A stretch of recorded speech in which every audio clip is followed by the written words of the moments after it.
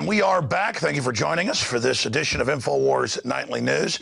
We're joined now by Joe Banister, who really is a hero because he has courage. And in a world where courage is such a rare quantity, it's even more precious. He was a Treasury agent, armed agent, criminal investigator, assigned to the IRS.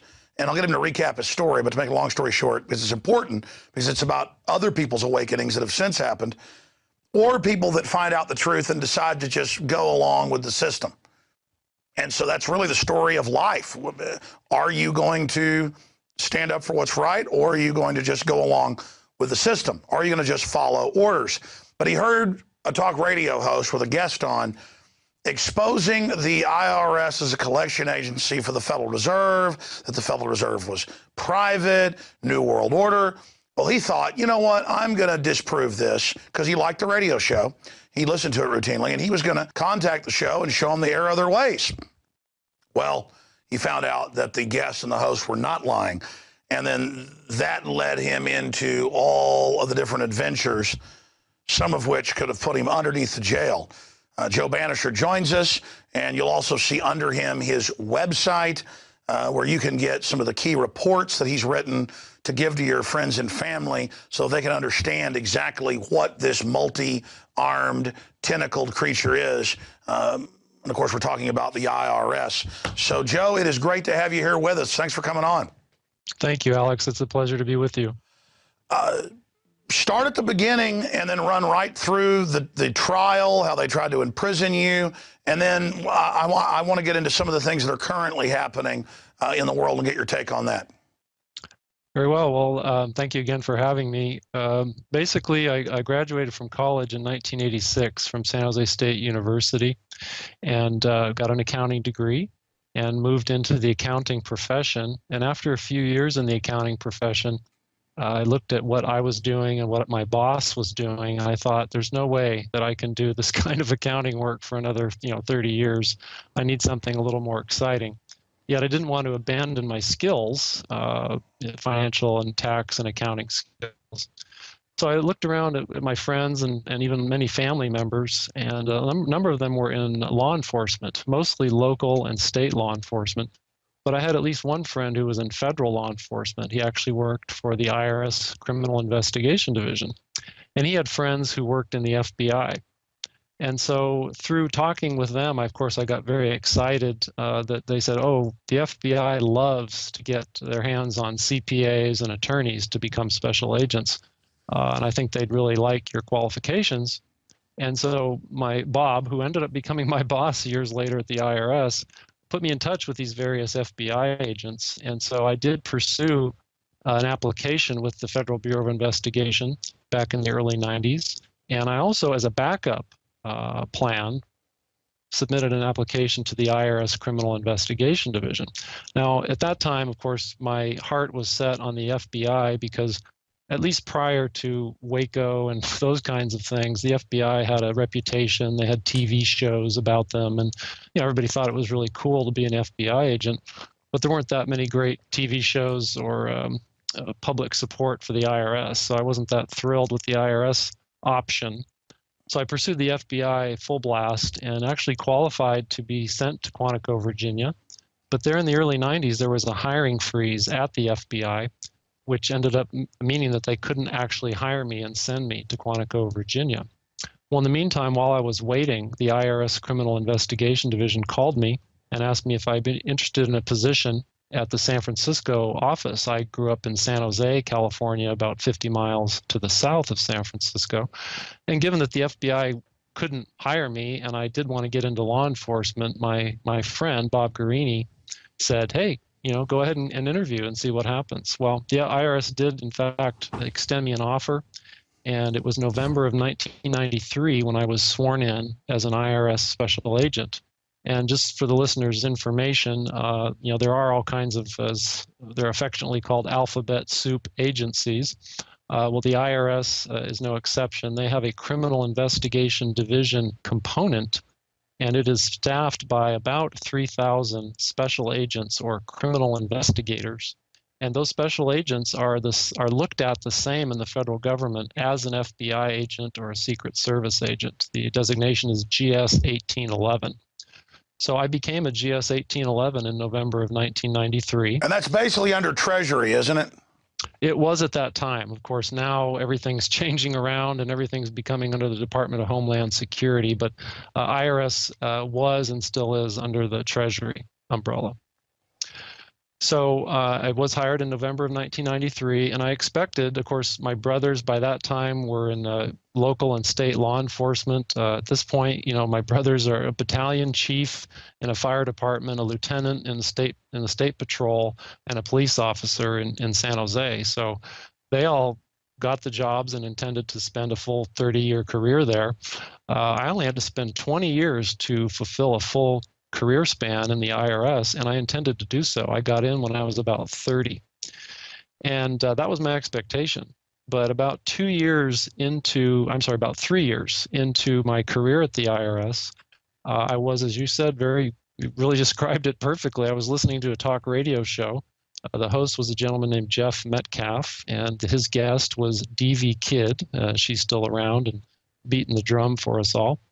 And DV Kidd was talking about the income tax, the Federal Reserve, the New World Order. She didn't really get into a lot on the radio, but she got into enough about the income tax that it really got me, because I thought either I'm a terrible investigator because this host and this guest now have fooled me, or there's something to this message. But I really couldn't accept either one of those, because the first one would hurt my ego, that I wasn't a good investigator and people could fool me very easily.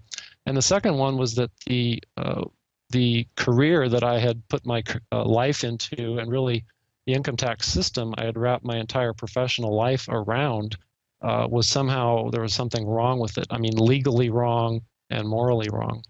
And so I decided to look into these claims that DV Kidd made on the radio that day. And that was in December of 1996, about 3 years into my career. And so I got some booklets that DV Kidd offered. She was only offering them for $1 a piece, so she wasn't making any money off of them, but they're about 40 or 50 pages a piece. One was called Blind Loyalty, and the other was called Why a Bankrupt America. And she spoke about, or wrote about, the Federal Reserve and the income tax and New World Order and all these kinds of things.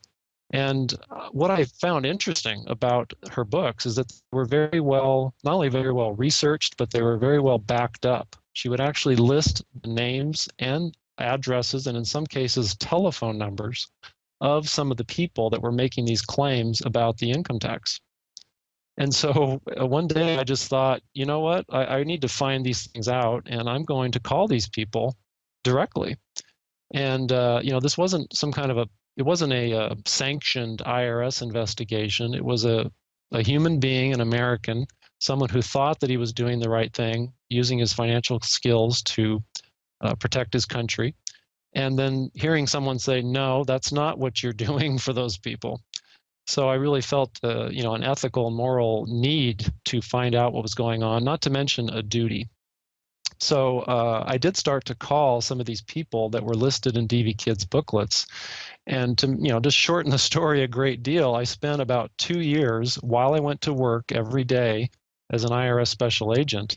On evenings and weekends, I would continue to dig and dig and dig and document and research and investigate to determine if these claims that DV Kidd made about the reach and authority of the IRS and the federal income tax laws, if they were true. And my expectation was that if it was not true, that I would, of course, expose her and the host, Jeff Metcalf, as liars. And I really didn't contemplate the other alternative, that they were actually telling the truth, and what I would do about that. But after that 2-year period of evenings and weekends, I came to the conclusion that, at least a preliminary conclusion, that indeed they pointed to a lot of facts and evidence that I couldn't poke holes into. And it was so factual and so strong that I felt a compelling need to, I had a duty to speak up about what I had found. And I knew, of course, I wasn't so blind to think that this couldn't have caused harm to my career and my family and things. But again, that sense of duty, the fact that I took an oath on the first day of my job to support and defend the Constitution, and I was always mindful of that oath as I did my duties as an IRS special agent, that I felt I really had no choice but to at least speak up and question my supervisors and my peers at the IRS about what I had found. And I was humble enough to basically let them know that, hey, if I've made a mistake somewhere, please just tell me, and you can give me 20 lashes, and I'll just have to tuck my tail between my legs and wish I had never done it. So you came in humbly and said, hey, these folks are saying this. Can you answer these questions? Tell people what happened next. Well, I decided that it might be best to put together some of the highlights of my investigation into some kind of a report, because as you know, any criminal investigator has to put together a report that's reviewed by their superiors and the prosecutor to determine if someone should be prosecuted. So I was used to preparing a report, so I prepared a report of some of the highlights of the information that I had encountered. And I produced that report and gave it to my immediate supervisor. If you remember me talking about Bob Guarini, that friend from many years earlier, he ended up becoming my boss at the IRS in the San Jose, California CID office. So I had to give my report to Bob, the very guy who wanted me to get a job as an IRS special agent. And I asked him to forward that report and transmit a letter up the chain of command up to and including the commissioner. Because again, I felt a duty. In fact, the commissioner at the time, Commissioner Rosati, he issued a memorandum to all employees in the IRS telling them that if they ever encountered fraud, waste, or abuse, that they should report it immediately. So I was really just doing my duty and following IRS policy. Of course, I knew the message wouldn't go over too well, but still, they had the same duty. They took the same oath that I did, and I expected that even grudgingly so, that they would do something about it. But what they decided to do was to issue me a short memorandum that stated that they would not be responding to any of my questions and that they would provide me with the paperwork necessary to tender my resignation. And they immediately took my firearm and told me that I was to be placed on administrative leave. And they sent me home. They took my office key away, and I was supposed to go home for a week and think about what my next move would be. So they didn't fire me, but they certainly encouraged me to resign and flat out told me in writing that they were not going to address any of my concerns. Now, Joe, how did they just show you the door? Well, they put together a brief memorandum, and I understood from my chief, they call them special agents in charge now, but he actually told me that my report and my request for review went all the way up to the Assistant Commissioner for Criminal Investigation back in Washington, D.C. The only person higher than that gentleman is the commissioner himself. So that's how high up my request went. And yet, when the answer came back down the chain of command, I was told in a memorandum, which is available, on my website, people can look at it, where my chief told me, we're not going to be responding to your concerns, and we will provide you with the paperwork necessary to tender your resignation, and we're immediately placing you on administrative leave for 1 week, and you're to stay on call, but you're not, you're not to come into this office, and you're supposed to stay at home and be on call.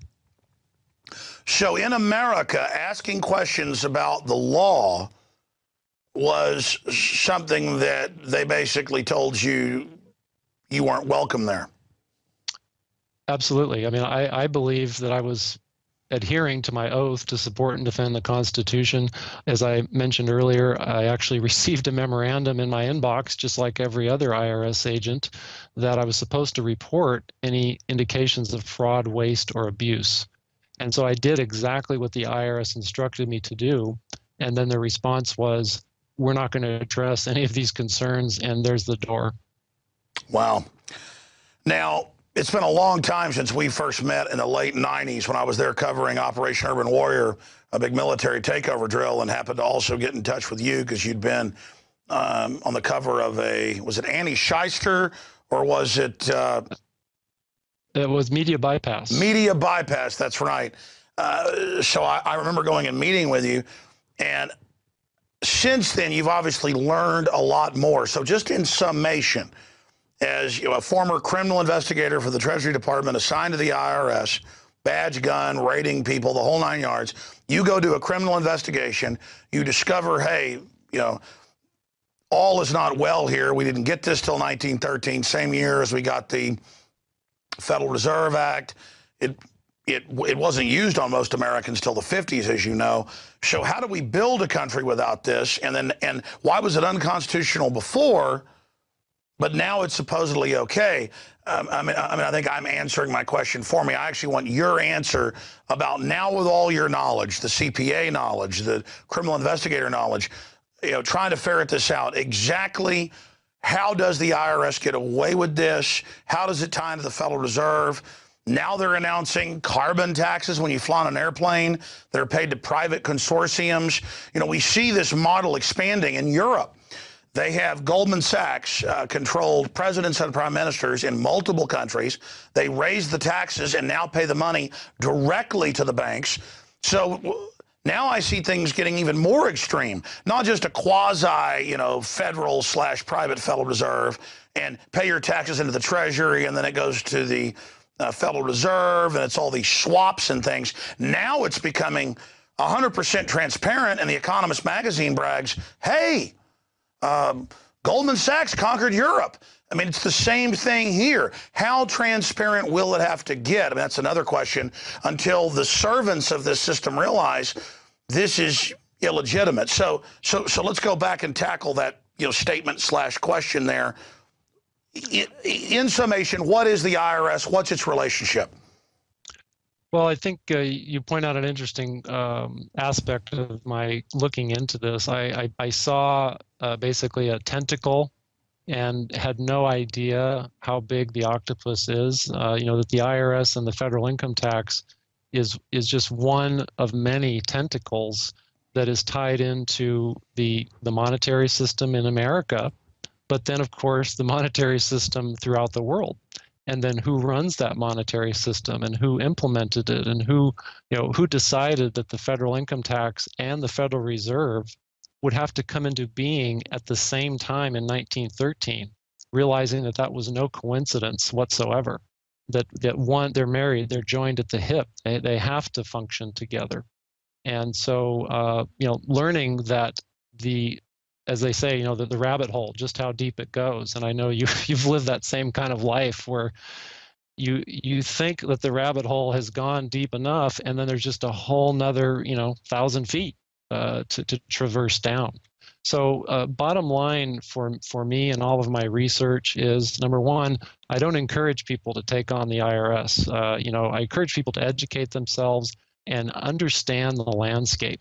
Okay, because you've got to do that first before you do anything different at all, if you do anything different at all.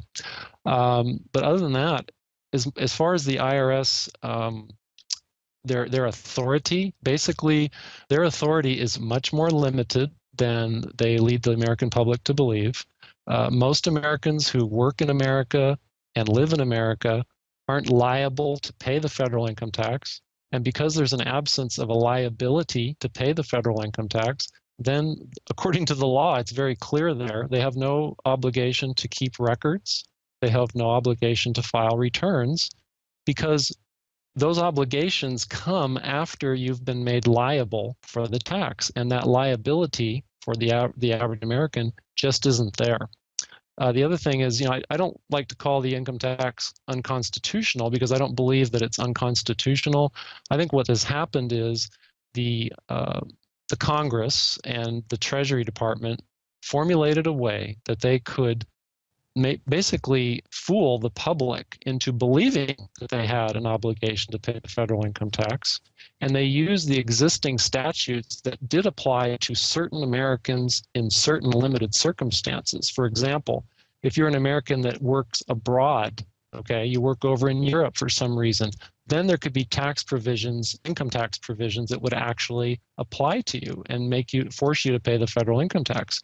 Or a person who comes here to work but retains their citizenship outside the United States. That would be another example of a framework and a scenario where someone might have to pay the federal income tax. So there are statutes in there that apply to some people. but through the media and through the government and the Congress, everyone, the judiciary, everyone keeping silent and a wink and a nod, the IRS is able to operate as if everyone is required to pay, and no one holds them accountable, or very, very rarely are they held accountable. So the IRS does what their job is, which is to just, slash and burn and take as much property as they can and get away with as much as they can. And because the American people, largely the time period before the internet, are just unaware of this, that this is even true.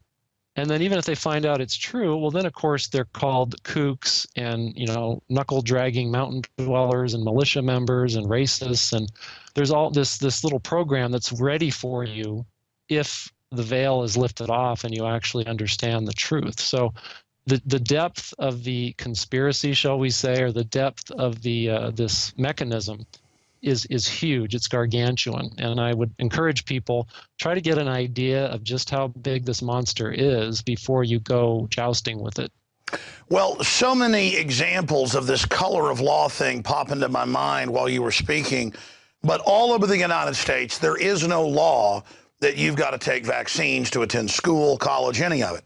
But they announce it's the law, and then they'll trick you. They'll kick you out of school for not taking the shot because of policy, but then they trigger criminally truancy laws because you're out of school, even though it's not applicable. It's the same in all 50 states because they kicked you out. But even if you were able to get to a jury trial, because it's family court and there aren't juries in most cases, still it's so complex that people don't understand it. The police arresting truants, even though they were kicked out by the school for not taking shots, they don't even understand it. And it's that model of where something is a fraud. I always researched, why does the system love these? Well, it's because they know the loopholes and they're exempting themselves. Most of the big corporations and really powerful rich people pay almost no tax. Mitt Romney on record pays almost no tax. His wife almost pays no tax. You've got the Rockefellers and Rothschilds put their money in tax-free foundations and then only spend part of the profit on philanthropic operations that is actually steering society. And the example just goes on and on and on and on and on, where it is a fraud. And they know exactly what they're doing in so many cases. And as you pointed out, though, then it gets to where it's institutionalized. And then that's why I don't recommend people say, you wimp, tell people not to pay it. Listen, I know for a fact my dad overpays the taxes. They've got him as a mark. They've shaken him down 3 times in my life, and I've watched it. I know for a fact, there's not just the whole debate about how the government, and I want you to speak to this, has this fraudulent income tax or this fraudulently applied expanded income tax. What about the way they take stuff without due process? What about the shaking down people? What about in this economy where companies can't stay open and they just keep squeezing and squeezing, or how they're getting rid of the write-offs? I mean, I've seen the reports, even the Wall Street Journal, where they've gotten rid of almost all the investigators for people worth hundreds of millions or billions. And now they have the few investigators that are there, a few thousand, as you mentioned, who are actually busy messing, not even with middle class I've seen now, but they put them on, quote, blue collar groups. So the rich, they've set this up. They're getting the tax money through corporate welfare, and they're sicking the IRS on middle class and poor people. And the IRS isn't even allowed to go after them except for an occasional movie star to create fear. I mean, it's so mafia driven. I know I'm ranting here, but I mean, your take on that. You're absolutely correct. I mean, what is really the most sinister to me is the bullying type nature. I mean, here they want all these anti-bullying laws. I wish they would apply them to the IRS and the EPA and all these federal agencies that are bullying good Americans. And the reason they bully that particular group, middle or lower income people, is because they can't fight back. And you were talking earlier in one of your shows about the shorter gentleman, the shorter police officer who was banging your head against the wall. I mean, who do they think they are? But of course, when they can bully people and they get away with it, well, then they figure, if I can bully one guy, tomorrow I'm going to bully two, and then I'm going to bully five, and then I'm going to bully 20. And it's this track record of being able to lie to people and get away with it that gives them the impetus to continue lying, because it works. And it's up to us, and that's why I'm so grateful for all that you do and all of your crew, is because these lies work because people don't even realize that they're lies. And I think that's the first step, and why you do such a great job in exposing these lies and giving the platform to people like myself who are trying to stay alive and pull the arrows out of our back as we expose the lies in a particular walk of life that we come from. Joe, since you raised that point, and people can learn more at your website that we've been posting underneath you off and on, tell us about your court case and this particular exhibit 04-035AF, because for those that just joined us or don't know about your whole history, they actually tried to prosecute you. Well, they did prosecute you and tried to put you in prison for engaging in what your college degree is in, CPA work, simply trying to help people with their taxes and using what's in the IRS rules. Well, basically, after I left the IRS in 1999, I reluctantly would help people with their IRS issues, and mainly because the place kind of gave me the willies after I left. I really didn't want a whole lot to do with it. But, carrying a gun and a badge for the IRS, and people think you know everything there is to know about the tax laws. And so I, got up to speed in order to help people.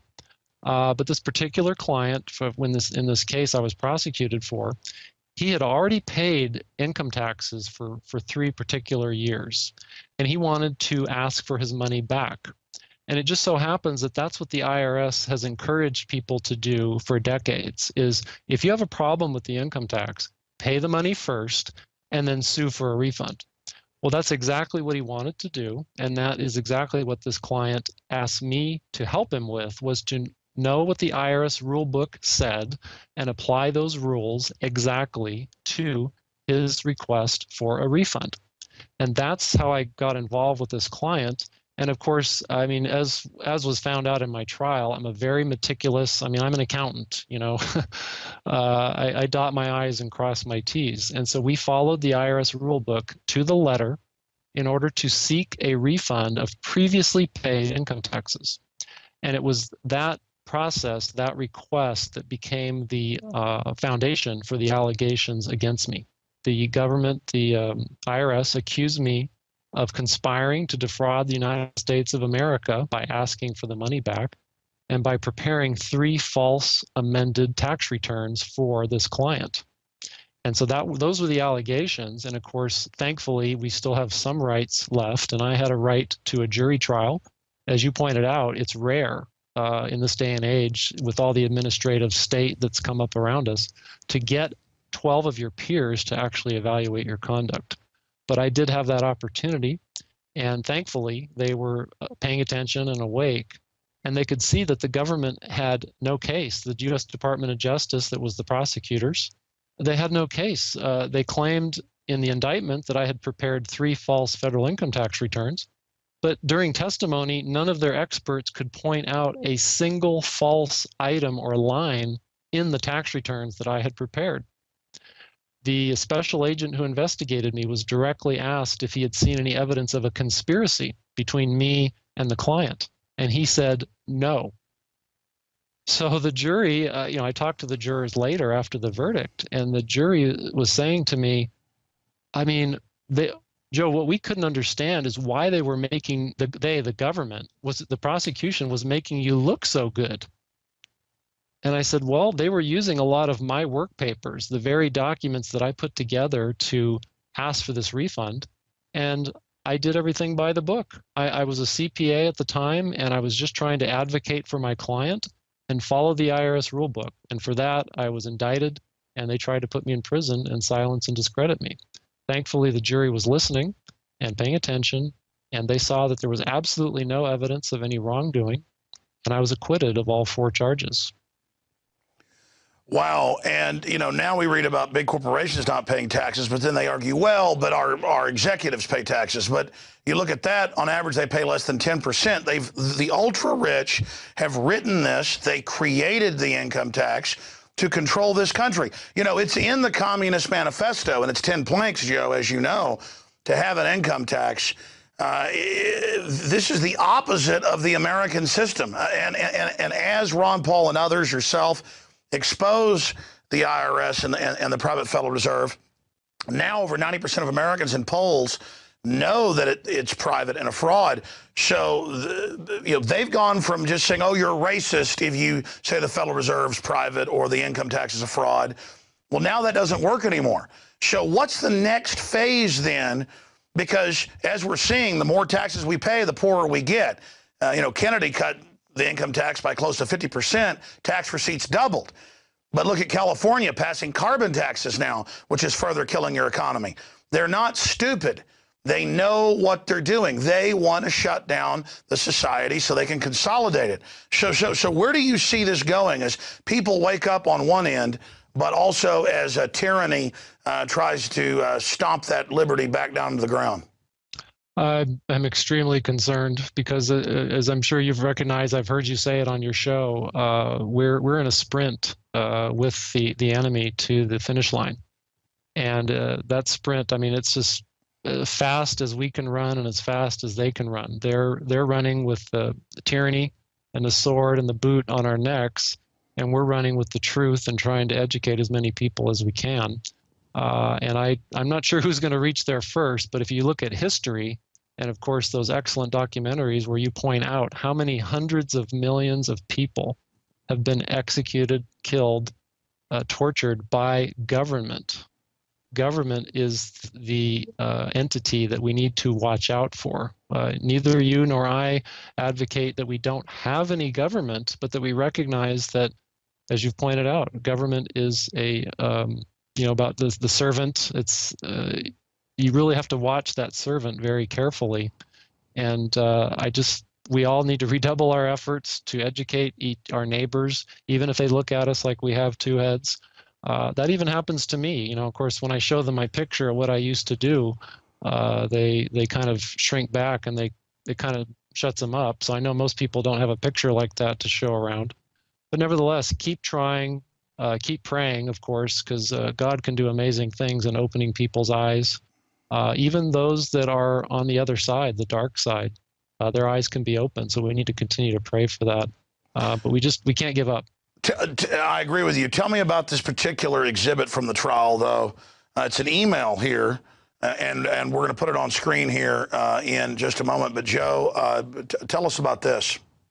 Well, the document was fascinating in the sense that I only learned about it a few minutes before this gentleman, Tom DiLeonardo, who you can see at the top of the email. That's the person who sent the email. But the nutshell of the story is that when about 2 years after I resigned from the IRS, I bumped into this Tom DiLeonardo at the IRS building, like at the foyer down at the bottom of the street, basically. And he said to me, "It's really a shame that you've decided to hang around with all these greedy people." And of course, I was very, taken aback that he would accuse me of being greedy and hanging around with greedy people. So I said to him, "Tom, look, you used to work with me, and I hope you see that I had integrity, at least back when we used to work together. Can't you, who actually works for the Department of Justice, arrange for me to have a meeting with someone who can address these questions and concerns I have, and then I can share those questions and concerns and the answers with the rest of America, and we can get rid of this. I mean, if I'm wrong or I'm doing bad things for our country, expose me, but I'm sincere. You used to work with me. I'm sincere." Well, it turns out, Alex, that Tom went back to his office back in D.C., and not but a few days after he met with me, he wrote an email to his boss, Ronald Cimino. And Ronald Cimino still works for the U.S. Department of Justice, but he's been promoted. He's now, I believe, a deputy attorney general under Eric Holder. And Cimino got this email, and as you can see in here, if you're able to point some of those things out on the screen, he does point out that he claims that my associates are mostly notorious illegal tax protesters who would most assuredly be disruptive and uncooperative. But Tom also says about me that he spent many hours working with me and that he believes that I would listen to the Department of Justice Tax Division. So this email was given to us, the defense, just a few minutes before Tom testified in my trial. And what this email points out is that even when a Department of Justice trial attorney asks his boss, who was in charge of enforcement of the income tax prosecutions for the entire Western United States, and he asked that boss for a response and telling him that I'm a sincere person, the response he got was nothing. Ronald Cimino did not even respond to this email. So that goes to show not only that I was sincere in trying to get answers all the way back in 2001, but someone who worked in the Department of Justice and put through a request up his chain of command was ignored as well. So the jury could see that Banister has tried through every possible channel to get answers that would, contradict his findings, and no one's come up with anything. No one's tried to talk with him or do anything. No, this shows, when you're in the right, you're going to show somebody the law. You're going to answer the questions instead of calling people kooks or nuts, just like they'd call us kooks and nuts for saying the Federal Reserve was private. It doesn't work anymore. So here you are, you see him, and he's like, oh, Joe, you hang out with greedy people because he's, morally mad that you're making him think. And you come back with, hey, why don't you know I'm a real person. We were friends. Why don't you then just have them please answer my question? Maybe you can get some results here. Maybe you can have them show me this, and I'll be happy. And he goes and tries to find out, and he can't because it's all a fraud. In fact, here's the ultimate example right here, and I want your take on this because I've studied this in depth. It's the end of World War II. America totally trusts the government for the first time because we're the good guys. We just beat the Nazis, so we must be perfect. And the government's our mommy, it's our daddy, it's our big brother. And so they take the income tax that wasn't used, but for maybe one, point of the top percent, and then that was only a few points, sounded reasonable. Now they expand it out. But something else happened after World War II. They started the double set of books, the comprehensive annual financial reports, which then shuffles off over 70% of the money on average of county, city, state, federal, you name it, to these offshore banks for, quote, investments. And they also came to all the churches through the big denominations and said, you do get your First Amendment exemption from taxation and regulation because Congress shall make no law respecting an establishment of religion or prohibiting the free exercise thereof as the First Amendment begins. Then the press and the right to assemble and redress of grievances. But the first part is religion. And they came to him and they said, just sign this quick, easy form.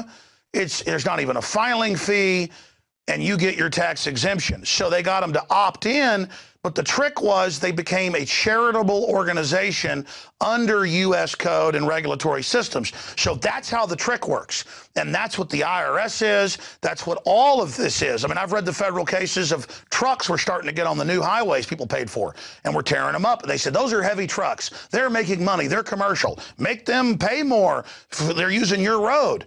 Then they used that, began to tell people, okay, well, it's the end of World War II. Get a little paper ID, not even with your picture on it, just to prove your car's been checked out and that, you're paying for the road, even though your gas taxes are already paying for it. And then now it expands out to everything. This is how they did the IRS. This is how they got the churches into 501c3, now controlling what they politically can do, when before Congress shall make no law respecting the establishment of religion or prohibiting the free exercise thereof. They trick you into saying, I'm applicable as somebody working in Puerto Rico or Guam. I'm applicable as a charity now. I'm no longer a church. I'm a commercial driver. And it's all lawyer fraud. And once you get it, that's all they do, because it's done by color of law. It's not even really unconstitutional because, as you said, it's all fraud. They trick you into the contractual agreement. But now it's been done by custom so long, even if you figure this out, The police, the investigators, they don't know. They were like you before. They really think you're a kook. And so the juries think it too in most cases. You're going to jail. It doesn't matter that they're sending preachers to jail who aren't 501c3. And it says Congress shall make no law respecting an establishment of religion, prohibiting the free exercise thereof. And until the 50s, no, this didn't even exist. It's all this fraud, but the big kicker is that they do it not just because it's fraud and a trick, but because the elite know it, and then you learn they all use the loopholes and are exempt, and they're still living under the Constitution. I mean, it's masterful. It really is masterful. It is, and it's all a coordinated effort, as you've documented over and over again. And that's, of course, what was disappointing to me was I was disappointed enough to see that it was such a scam going on with the federal income tax, but to see that it was just one tentacle of a humongous octopus was disappointing on the one hand, but it also made me rely more on my faith and realize that, God knows what's going on, and we need to pray and be on the side of good and expose the evil and make sure we're not having part in it. Because it is a huge monster that's out there, but we shouldn't feel intimidated, because together we can do amazing things. And of course, with God's help, his guidance, his inspiration, we can do great things. So I think I have plenty of encouragement. I don't want people to think I'm discouraged. Been through a few harrowing experiences for sure, and I may be through some more in the future. But the bottom line is, as this email points out, when you are an honorable person and you're a good example, the government and these tyrants, they come up short, and their dirty tricks don't always work. Well, that's right. Now, they've really tried to persecute other IRS agents and not so much Treasury people that have been honorable, but they are really scared of people that work for the system, like Saul of Tarsus waking up. I mean, that shows that's an Achilles heel. And a lot of people are like, well, then why should I, if you're a cop or a federal agent, out there watching, why should you then, stand up to this or send us documents or things like that? Because corruption doesn't just stop at one point historically. It always keeps moving. And I try to explain this to people, that corruption can be right here, but then as soon as corruption's allowed, even more corrupt people get in and push the barrier back until pretty soon everything's fair game. And here's an article out of the Daily Mail today. And it's a headline: Mitt Romney's wife had blind trust invested in Goldman Sachs sex trafficking fund. And this is kidnapped women, children, you name it. UN's heavily involved. Anybody doesn't believe us, just search UN sex trade, UN child kidnapping. I mean, it's in the millions over a decade. I mean, it's so huge. They've got cruise ships that have got sex slaves on them, folks, that the Clintons have been connected to. World Net Daily's on reports. And this stuff is so crazy. Like DynCorp here in Austin, caught running child kidnapping rings worldwide, and then they run the private CPS groups here in Texas. And I tell police on the street, and they just laugh at me because it sounds so crazy. Hey, police, you see that building? That's the biggest sex traffickers in the world. And the cops just laugh at me because it's like, yeah, right, buddy. They just don't get it. But here's the Daily Mail. It's also in the Associated Press. And it's not about her blind trust with Goldman Sachs. I'm not even saying Mitt Romney's wife's bad.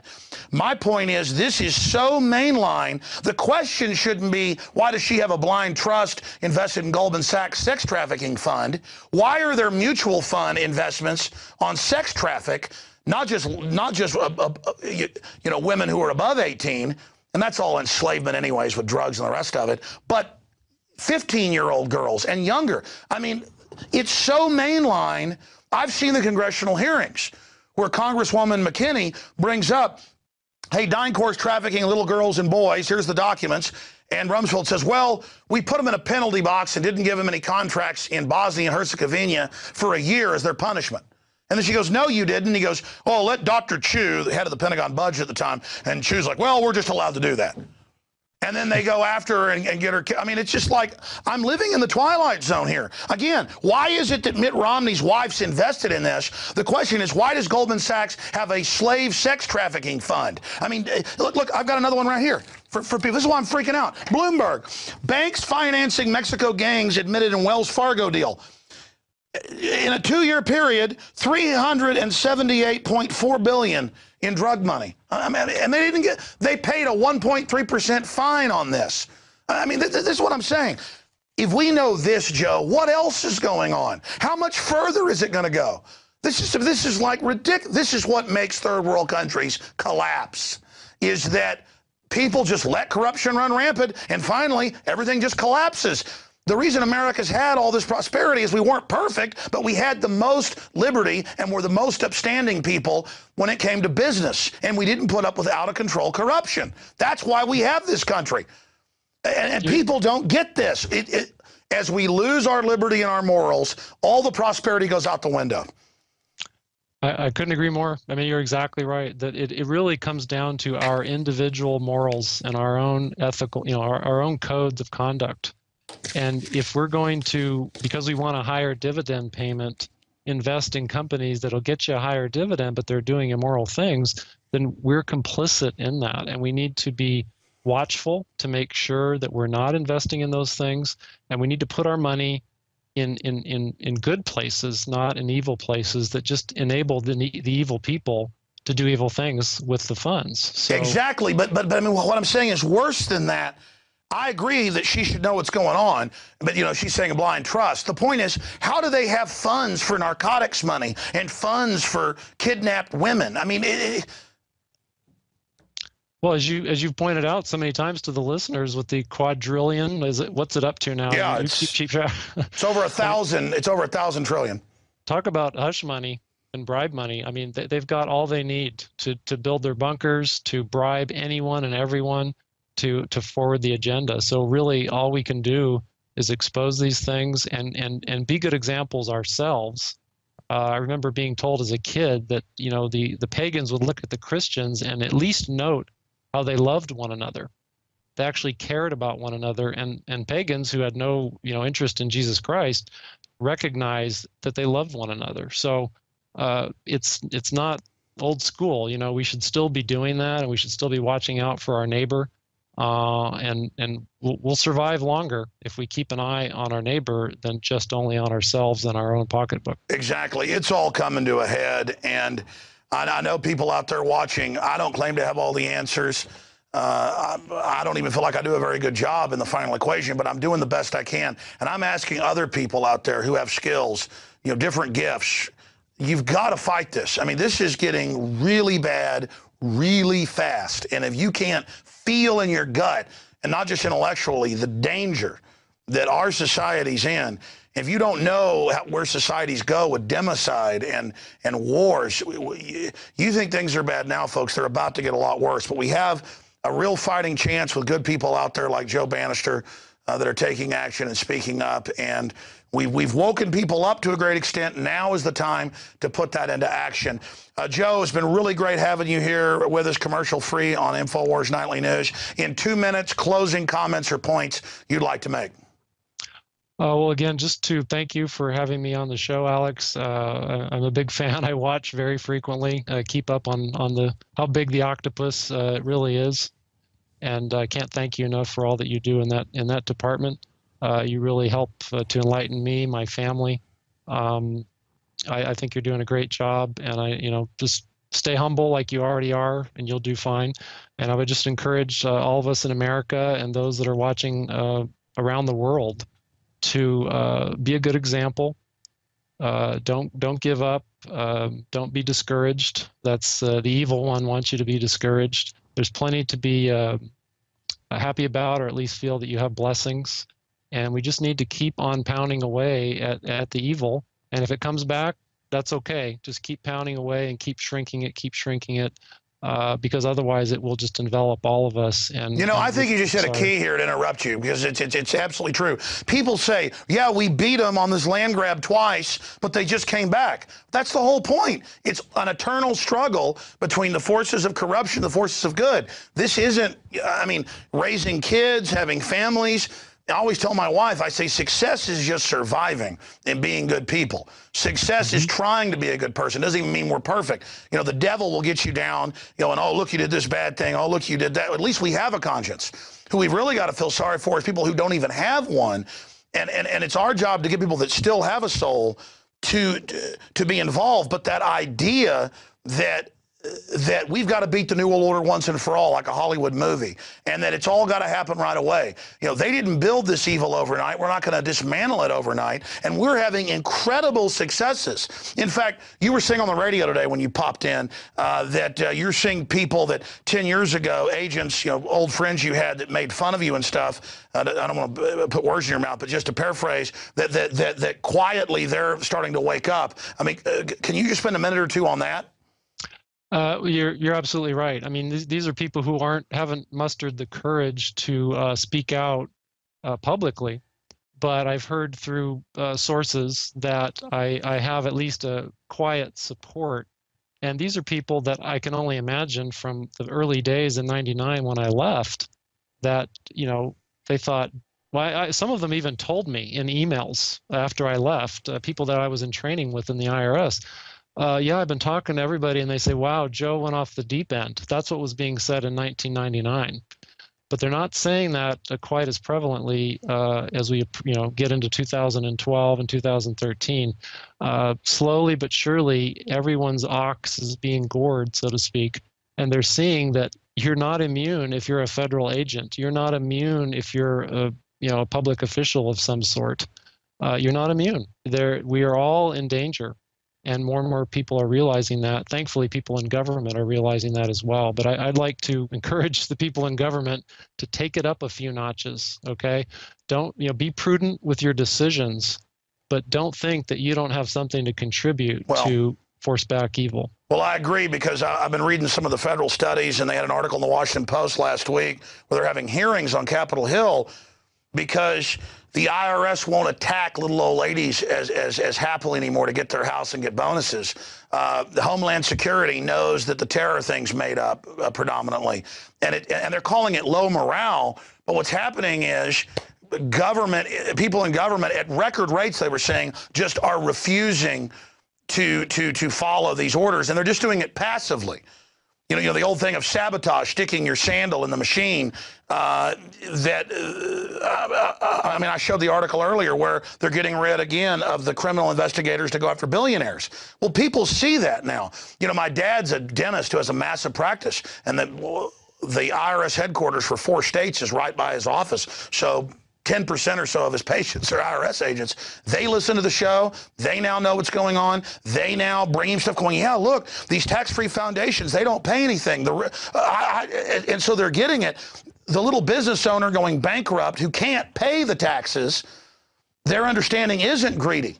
They see the businesses shutting down while these people controlling trillions of dollars are paying nothing and getting taxpayer money in bailouts.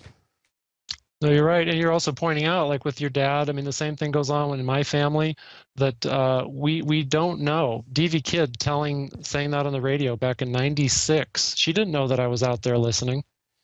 But if we keep on beating that drum and we keep on talking, those results may not happen immediately, or we may not even be aware of those results, but they're happening. It's percolating. It's percolating. It's percolating. It's percolating. And we need to just keep at it. And you know what your dad is experiencing, I'm experiencing as well. I think it's happening all over the country and even all over the world. Amazing. Let me say bye to you here at the end of the show. I'm going to sign off. Joe Banister, God bless you. You're a testament to liberty. And like you said, it's those ripples in the pond. Just keep getting the message out, keep getting it out. And then people like yourself taking stands. I think it's the persecution that finally probably woke up those former fellow agents, because our own persecution then becomes a testament as well. Amazing. Thank you so much. Okay. Thank you, Alex. Wow. Well, that was an extended, I don't know, almost hour-long interview with Joe Banister. I don't know how we're ever going to cut this show down to an hour officially. I know we're on every week for 2 hours on a pretty big cable channel in England that's on basic cable. They just cut it all down to 2 hours. A lot of cable systems are already picking it up, just downloading it off prisonplanet.tv. But soon we will try to launch the official show with the uplinks and all of it. This is for subscribers and the millions that watch it on YouTube and other places. And it's another blessing. People say, is it too late? The fact that I'm even on air or alive shows there's still a lot of good people out there. The fact that we're reaching so many people and having such success, even though I don't do that good of a job, is another testament to the fact that people are resonating with truth. They're hungry for it. And so all we've got to do is have the courage to stand up against this. But I've said it before, it's not even really courage. If you study history, you'd have to have crazy, blind courage to not want to fight this. In fact, quite frankly, I'm just scared of this thing coming into full fruition. I'm actually, I guess it's not courage. I mean, it's self-preservation. And that's what I want people to get. It's not just a Joe Banister or Ron Paul and Alex Jones, you know, somebody, Bob Chapman who's fighting this. This is for everybody. You're only alive once. This is all happening right now. This life is a test. That's what it's all set up for on this planet out here in space.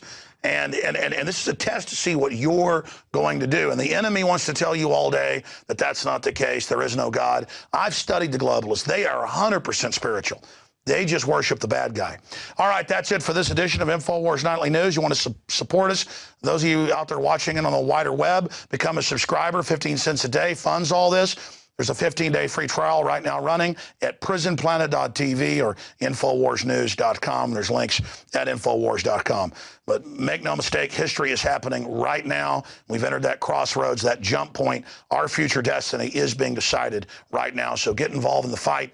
Don't wish later that you hadn't, because we can control our destiny when we take action with God's help. See you back tomorrow night.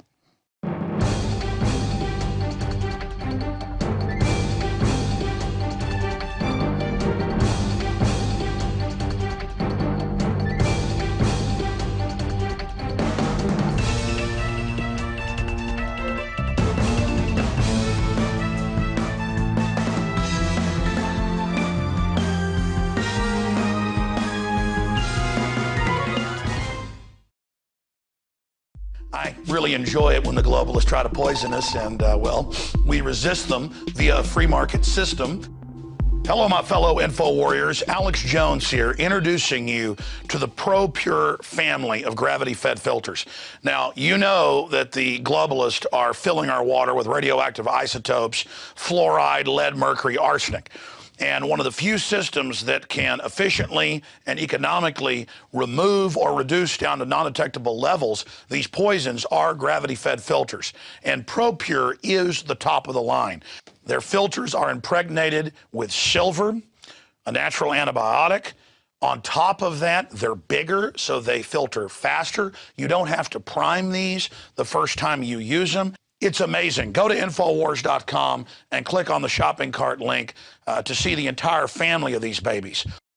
Now, the fluoride they add to our water is so tiny that most filters can't cut it out. But ProPure has their system that will, again, reduce it to non-detectable levels, almost get all of it out of there. That's also available. And if you look at the different systems they offer, the ProPure Big Brush Finish is on a stand, so it's easier on a table or at your restaurant or wherever you have it to go up with a glass or a mug and fill it up. Then there's this big baby right here, the ProPure King large version. Got a lot of different options that come with it. Also, they have the ProPure Big, probably one of the best values out there. And of course, it's burnished stainless steel. And then what I use on my RV, something that's great for your hunting cabin or the back porch, is the ProPure Traveler. Small and portable, but packs a huge punch, cleans out all that garbage.